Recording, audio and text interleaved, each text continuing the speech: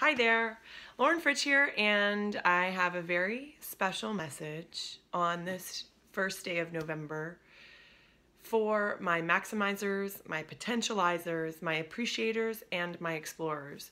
Not necessarily in that order. And so today's video is a special message for each one of you. If you have no idea what I'm talking about, then go take my quiz. The link is below, and you will be able to take a short 5-question-ish quiz about what kind of creative entrepreneur you are. If you already know what kind, fantastic. But if not, go take that quiz and then come back to this video. Okay, cool.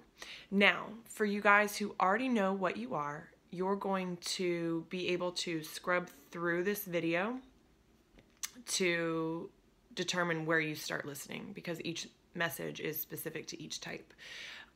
The times for that are actually in the description below as well. So it'll tell you what minute and second to scrub your little cursor to in order to find the message just for you. So let's get started. My first message is for my explorers. If you're an explorer, just a little recap, you're someone you get just so ROE, return on emotion. So you're like just so on your joy level in your business, but you make plenty of money, right? And I call you explorers because you're exploring what else there is to see out there. You're looking for ways to always maximize ROI, but you're also starting to say, okay, I want to enjoy this process a little bit more. Like, how can I do that outside of like just taking vacation all the time? Because we all know that that's not the answer. So, explorer, I have a little message for you. I'm going to just refer to my notes. This one is really good for you and your employees, okay? So, as I deliver this message for you, explorer, I want you to think about how it impacts you. And I want you to think about how it impacts your team, because most explorers, you guys have employees, right? So the message is this, and it's really simple. Joy matters. I'm going to say that again. Joy matters. You know, you guys are really good at building businesses, clearly. And you've done that in a very specific way, and that's awesome. And it's time to start saying, okay, what would it look like to prioritize joy for me as the leader and for my employees? Like, what does that even mean? I'm going to give you a couple examples of context so you can see how maybe this has sussed out in other businesses. So like I said before, you know, a lot of explorers think, oh, I'll just like take more vacations and then I'll be happier. Or I'll just like work from wherever, hashtag work from wherever, and then I'll be happier. Yes, and something else is going on here.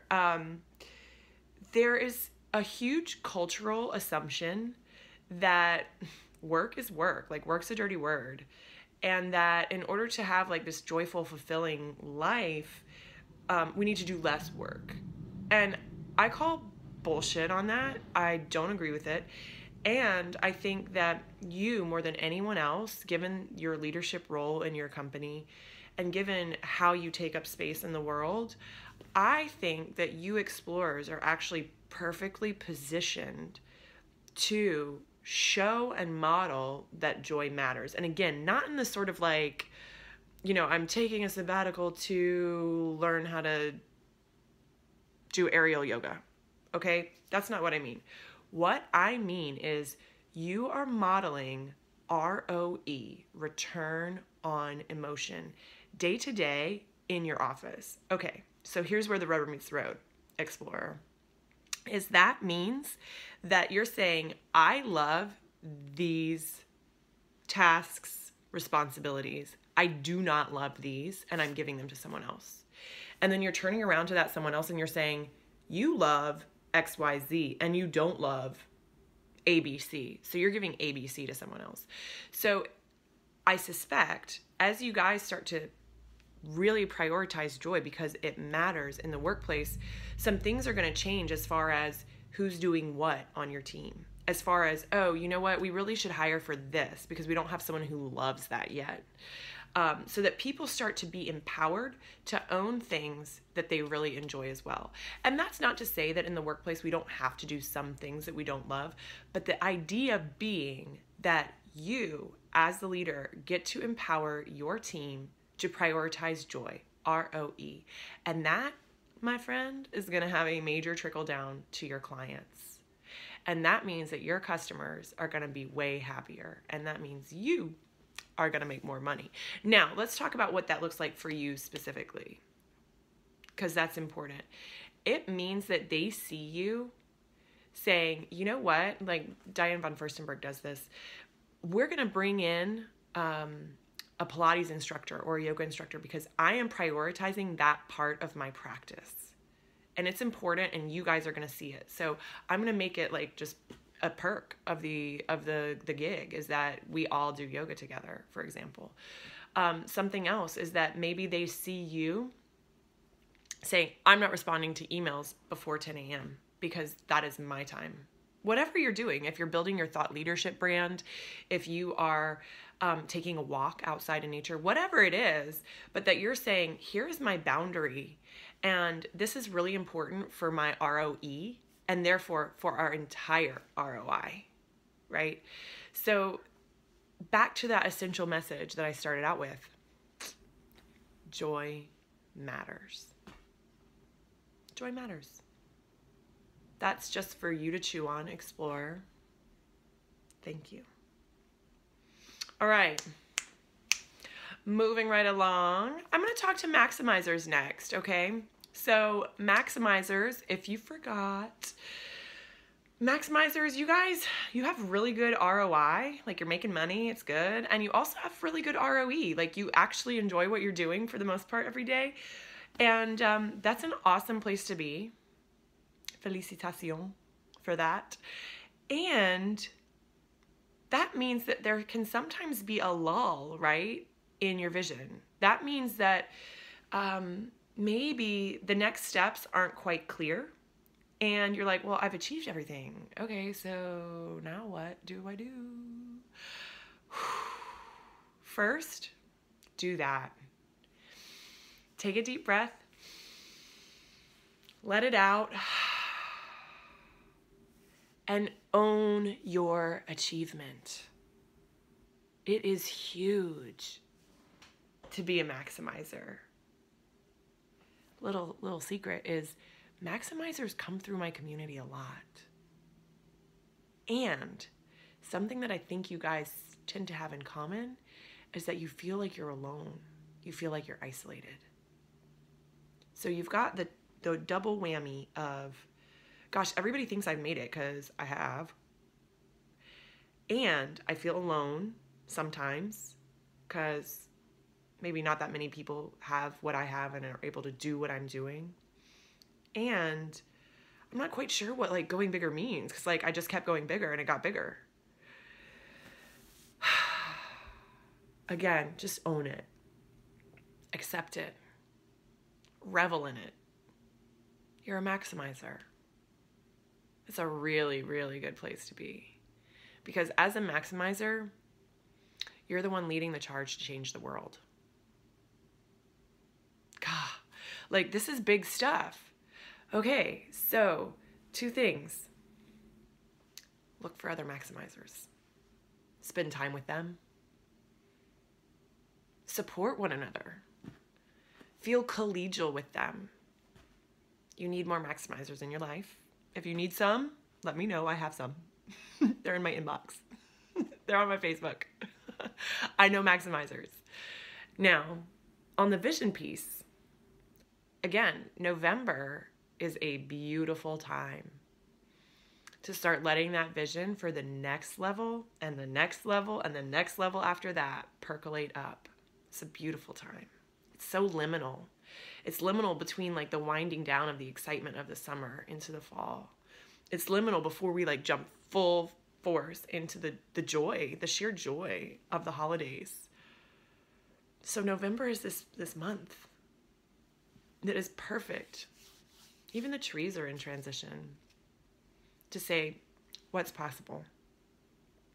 What is possible? So do that. Ask yourself, what's possible? And then reply to me, like comment here, find me on Facebook, send me an email, lauren@laurenfritsch.com. And let me know if you want to hang out with some other maximizers, because I got them. Okay. I've decided that snaps are my transition. So we're snapping. And we're going to Appreciators. Oh, Appreciators. I love you people. Because you guys are doing what you love. Whether it's, and a lot of you are healers, but whether it's healing or coaching or consulting or making, like whatever it is you do, you love it. You like throw yourselves into it. Okay? And yet, there's something that's really, really important. You guys are good at asking for and receiving joy.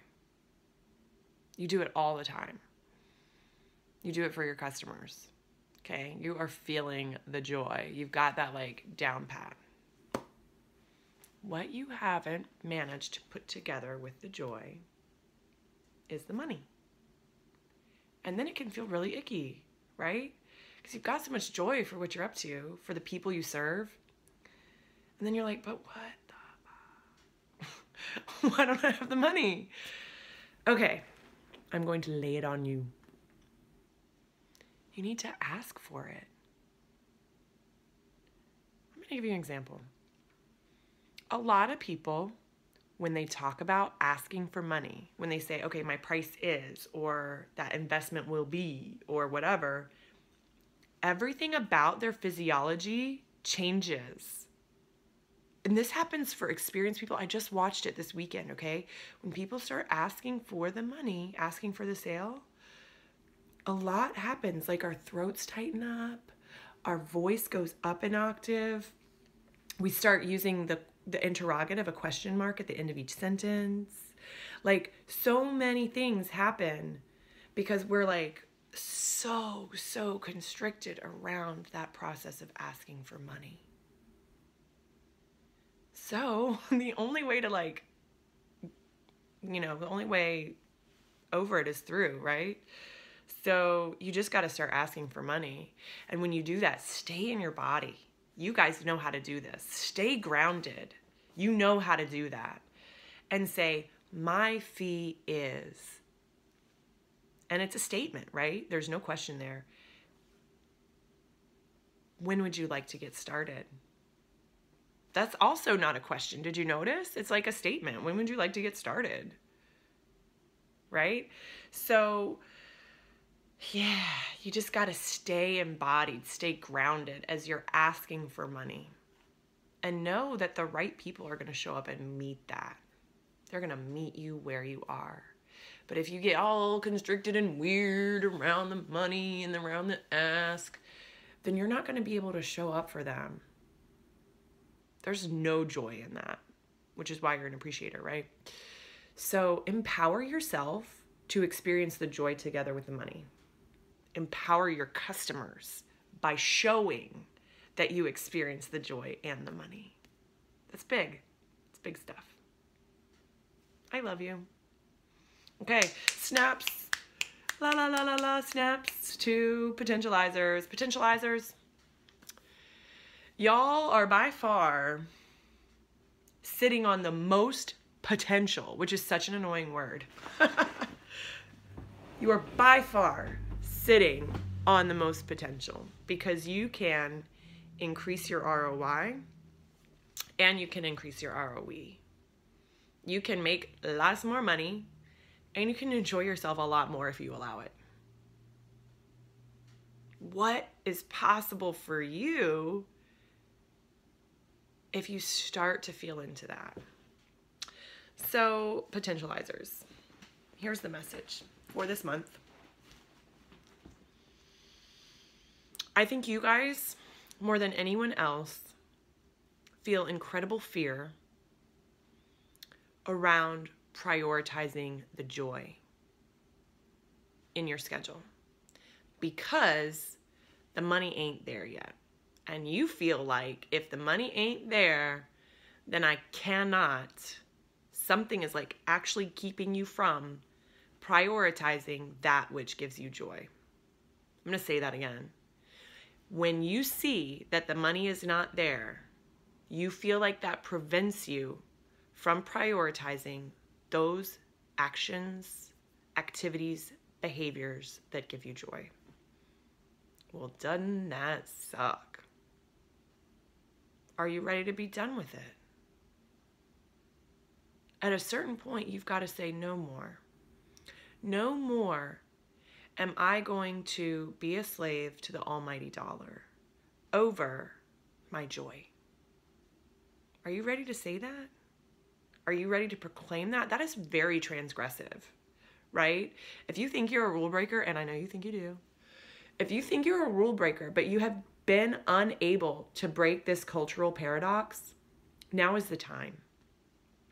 This past weekend, I was emceeing an event called Time and Freedom Live for my friend, for my colleague, for my client, Shannon Hernandez, Shannon Hernandez. And she asked the question, like, which comes first, time and freedom or money? That was the question. And a lot of people are willing to like go to battle for that money comes first to give you time and freedom. I would like to be on the record here to say that is backwards.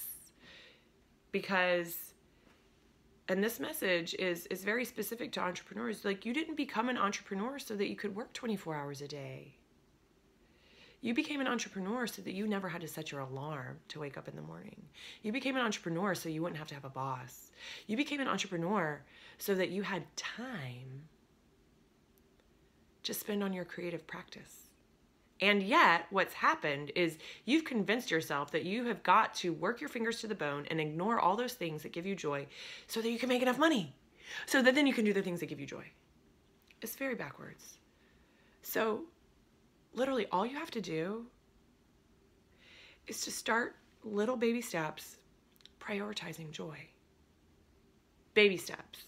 I'm not saying like spend the first half of every day, like 8 a.m. to noon, doing joy stuff, because that would make your protective ego, the one that wants to take care of you and keep you alive, that would make that ego freak the F out. Am I right?